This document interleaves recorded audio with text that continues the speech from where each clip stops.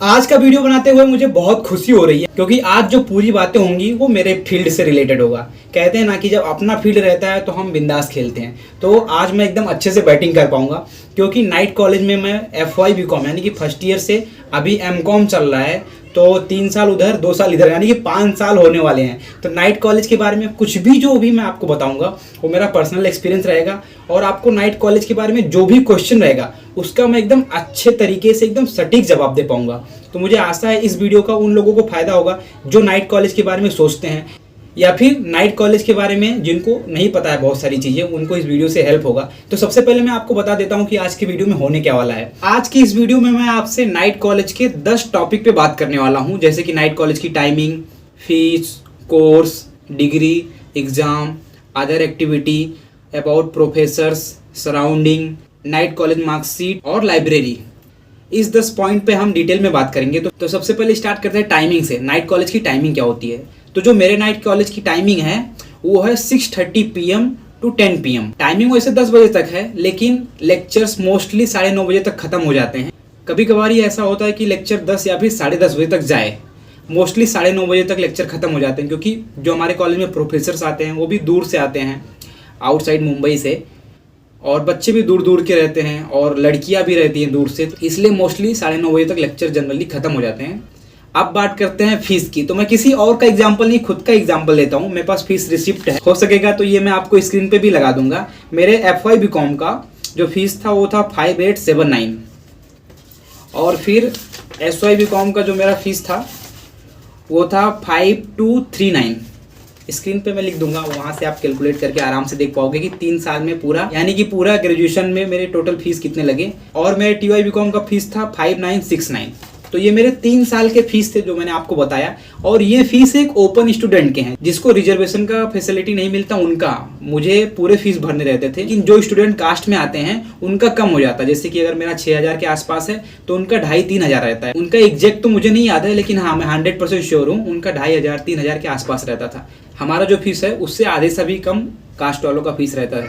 तो इतना फीस आपका लगेगा अगर आप नाइट कॉलेज से BCom करोगे। हाँ, इसमें थोड़ा ऊपर नीचे हो सकता है क्योंकि अभी ये 4-5 साल पहले के हैं, तो थोड़ा बहुत चेंजेस रहेगा, लेकिन ज़्यादा नहीं रहेगा। इसके साथ साथ मैं आपको मेरे MCom का भी फीस दिखा सकता हूँ। कोरोना टाइम आ गया था तो उस समय फीस कम हो गया था, तो ये चीज़ आप ध्यान रखना। अब अगर आप नाइट कॉलेज में एडमिशन लोगे तो थोड़ा आगे पीछे रहेगा। कोरोना के टाइम पे मेरा 10770 यानी कि 10,770 रुपये लगे थे फर्स्ट ईयर का। और सेकेंड ईयर का रिसिप्ट अभी मेरे पास नहीं है, कॉलेज से मुझे लेना है। लेकिन हाँ, मुझे याद है कि 16,000 कुछ रुपये मेरे MCom पार्ट 2 के फीस हैं। ये मैंने आपको मेरे BCom और MCom के टोटल फीस आपको बताए। टोटल कैलकुलेट करके स्क्रीन पे भी आप देख सकते हो, मैंने लिखा है इतना फीस लगा था मेरे BCom में यानी कि 3 साल में, और ये 2 साल का MCom।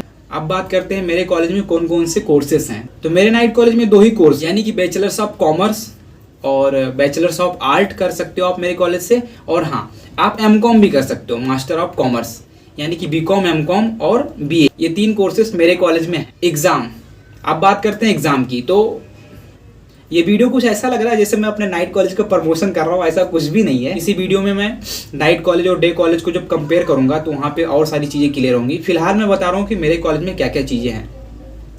एग्जाम, तो जो कॉलेज के एग्जाम्स होते हैं जैसे कि फर्स्ट ईयर BCom के, सेकेंड ईयर BCom के, जिसको कॉलेज कंडक्ट करता है, वो कॉलेज के टाइम पे ही होते हैं यानी कि 6:30 बजे से 9:30 बजे तक। लेकिन जैसे आप TY BCom में जाओगे, थर्ड ईयर BCom में, तो वहाँ पे जो आपका एग्जाम होगा वो यूनिवर्सिटी के अकॉर्डिंग होगा क्योंकि कहीं पे सेंटर लगेगा। तो जैसे बाकी बच्चों का एग्जाम होता है उस तरीके से फिर नाइट कॉलेज के बच्चों का भी एग्जाम होता है।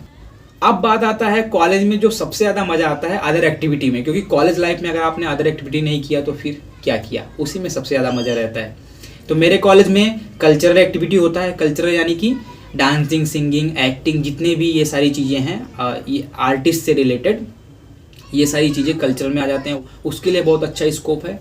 मेरे नाइट कॉलेज होने के बावजूद भी मेरे कॉलेज में NSS है और स्पोर्ट है। स्पोर्ट में हमारा कॉलेज क्रिकेट फैसिलिटी भी देता है यानी कि हमको एक ग्राउंड मिलता है और कोच भी मिलते हैं और पूरा फ्री ऑफ कॉस्ट रहता है। हाँ, अगर जो कुछ सामान लेना रहेगा आपको तो वो खरीदने पड़ते हैं। 2-3 महीने मैं भी क्रिकेट सीखने के लिए गया था, उसके बाद मुझे लगा कि मुझसे नहीं होगा तो फिर मैंने वो छोड़ दिया था। ये 3 चीज़ें तो मेन हैं, एक कल्चरल, एक NSS और एक स्पोर्ट। ये 3 चीज़ें प्रॉपर हैं और कुछ चीज़ें जो ओलंपिक से रिलेटेड हैं उसमें भी थोड़ा बहुत हमारा कॉलेज हेल्प करता है बच्चों को, मतलब कोच देता है और उसके लिए फंडिंग कॉलेज प्रोवाइड करता है। अब बात करते हैं कॉलेज के सराउंडिंग का, मतलब माहौल कैसा रहता है कॉलेज में। तो ये जाहिर सी बात है कि बहुत अच्छा माहौल तो नहीं रहता, क्योंकि नाइट कॉलेज है और नाइट कॉलेज में बच्चे मैक्सिमम वही एडमिशन लेते हैं जिनको डे में कुछ ना कुछ करना रहता है, और मैक्सिमम तो जॉब ही करते हैं। तो बच्चे जॉब करके आते हैं तो थक जाते हैं, तो उतना एक्टिव नहीं रहते।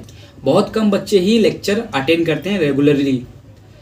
तो ये एक प्रॉब्लम आप कह सकते हो, या फिर कह सकते हो कि यहाँ पे आपको, अगर आप खुद डेडिकेटेड हो, आप स्ट्रांग हो, तो फिर आपके लिए बहुत अच्छा रहता है, क्योंकि बच्चे ज़्यादा नहीं रहते तो कम बच्चे रहते हैं। तो प्रोफेसर्स के पास टाइम रहता है कि उन बच्चों को ज़्यादा टाइम दें वो, या फिर बच्चों के पास एडवांटेज रहता है कि प्रोफेसर के पास टाइम रहता है, वो खाली रहते हैं। तो कुछ डाउट है तो पर्सनली जैसे हमारा कोई भाई या फिर कोई हमारा सीनियर हमको बता सकता है, उस तरीके से प्रोफेसर्स आपको बताएंगे अगर आप प्रोफेसर्स के पास जाओगे तो। क्यों? क्योंकि मैक्सिमम बच्चे आते नहीं हैं, और आते हैं तो जल्दी चले जाते हैं। तो प्रोफेसर्स के पास टाइम रहता है तो उसका एडवांटेज हम लोग ले सकते हैं। तो माहौल बहुत ज़्यादा अच्छा तो नहीं रहता, क्योंकि नाइट कॉलेज है, तो डे कॉलेज से तो कम ही एक्टिव रहते हैं बच्चे, ये बात तो सही है। अब बात करते हैं अबाउट नाइट कॉलेज प्रोफेसर्स। तो जो प्रोफेसर्स हैं उनकी सैलरी, हमारे कॉलेज के जो प्रोफेसर्स हैं और जो डे कॉलेज के प्रोफेसर्स हैं उनकी सैलरी सेम रहती है। एक बार इस पे बात चली, जब बच्चों ने पूछा सर आप लोग तो नाइट कॉलेज के प्रोफेसर हो, तो सर ने कहा ऐसी कोई बात नहीं है। उन्होंने अपने पूरा सैलरी के बारे में बताया। जो डे कॉलेज के प्रोफेसर को सैलरी रहता है वही सैलरी हमारा भी है, और हमारा भी अपॉइंटमेंट पूरा उसी प्रोसेस से हुआ है। तो आपको मैं ये क्लियर कर दूं कि जो प्रोफेसर्स हम लोग को पढ़ाते हैं वो और डे वाले कॉलेज के प्रोफेसर्स में कोई डिफरेंस नहीं होता, सैलरी भी सेम रहती है। हमारा जो नाइट कॉलेज के प्रिंसिपल हैं उनकी सैलरी जब उन्होंने बताया था, अब इंक्रीज हुआ होगा पता नहीं, तब उनकी 3 लाख रुपए पर मंथ सैलरी थी।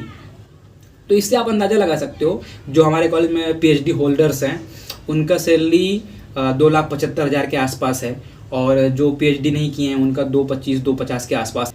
एग्जैक्ट मैं नहीं बता पाऊंगा, अब आगे पीछे भी हुआ होगा, लेकिन हाँ इतनी सैलरी रहती है नाइट कॉलेज के प्रोफेसर्स की।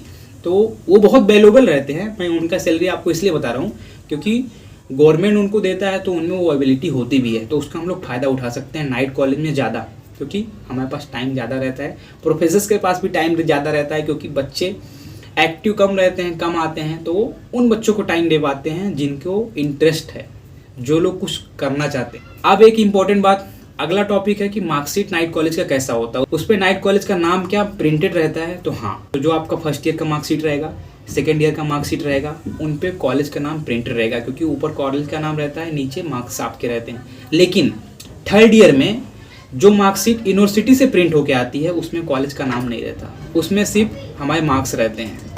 तो फर्स्ट ईयर और सेकेंड ईयर में कॉलेज का नाम रहेगा। उसके बाद जो हमारा बैचलर्स का डिग्री आता है उसमें हमारे कॉलेज के नाम प्रिंट रहते हैं। तो सिर्फ 5th सेमेस्टर और 6th सेमेस्टर का जो पेपर होता है थर्ड ईयर BCom में या फिर थर्ड ईयर BA में, उसमें कॉलेज का नाम प्रिंट नहीं रहता। बाकी आपके सारे मार्कशीट में आपके कॉलेज का नाम प्रिंट रहेगा। और 10th पॉइंट था लाइब्रेरी। तो हाँ, हमारे कॉलेज में लाइब्रेरी भी है। लाइब्रेरी दोपहर के 3:30 बजे ही ओपन हो जाती है, जहाँ पे आप बैठ सकते हो रात के, जब तक कॉलेज चालू रहेगा, यानी कि 9:30 बजे तक या फिर 10 बजे तक। तो लाइब्रेरी फैसिलिटी भी है हमारे कॉलेज में, और अच्छा लाइब्रेरी है। तो यहाँ पे मैंने मेरे नाइट कॉलेज के 10 पॉइंट के बारे में आपसे डिटेल में बात किया। इससे रिलेटेड या फिर नाइट कॉलेज से रिलेटेड कोई भी आपके मन में डाउट रहेगा, कुछ भी आपको अच्छे से नहीं समझा होगा, तो आप मुझे कमेंट करना, और मैं कोशिश करूंगा कि नाइट कॉलेज के बारे में अगर आप लोग को इंटरेस्ट रहेगा तो और मैं वीडियो बनाऊंगा। तो फिलहाल मैंने 10 पॉइंट कवर किए, और ओवरऑल कुछ चीज़ें अगर एडवांटेज होती है किसी कॉलेज की तो कुछ डिसएडवांटेज होती है, तो दोनों होता है। तो हमें देखना चाहिए कि एडवांटेज ज़्यादा है या डिसएडवांटेज। अगर एडवांटेज ज़्यादा हो तो हमें उस कॉलेज में जाना चाहिए। बाकी कुछ भी आपको नाइट कॉलेज से रिलेटेड जानना होगा तो आप मुझे कमेंट करना, क्योंकि ये मेरा खुद का एक्सपीरियंस है, ये किसी से पूछा हुआ या फिर कहीं रिसर्च किया हुआ नहीं है। मैं 5 साल होने वाले हैं नाइट कॉलेज में, तो सब कुछ नहीं लेकिन बहुत कुछ तो नाइट कॉलेज के बारे में पता ही है मुझे, जिससे अगर किसी को हेल्प होगा तो मुझे खुशी होगी। तो आज की वीडियो में इतना ही, मिलते हैं ऐसे ही BCom, MCom और नाइट कॉलेज से रिलेटेड चीज़ों के साथ। Thank you for watching, bye.